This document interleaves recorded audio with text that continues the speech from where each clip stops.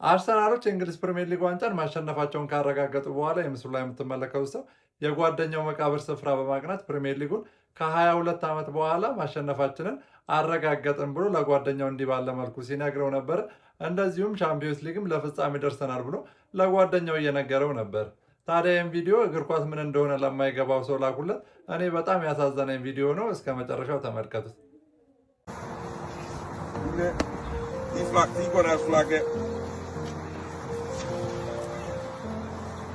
Gunners flag, you see that? Look, and I go there, we let Bournemouth last night, you know.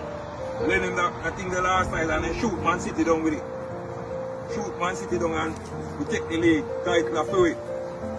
You see me, I say, so we're going to left that one here. I know that, so the Gunners sign, look panic, nice and pretty.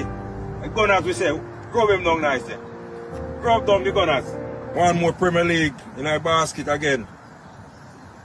And we're going for Champions League too, that we are go for now. I go for Champions League as well. Yes.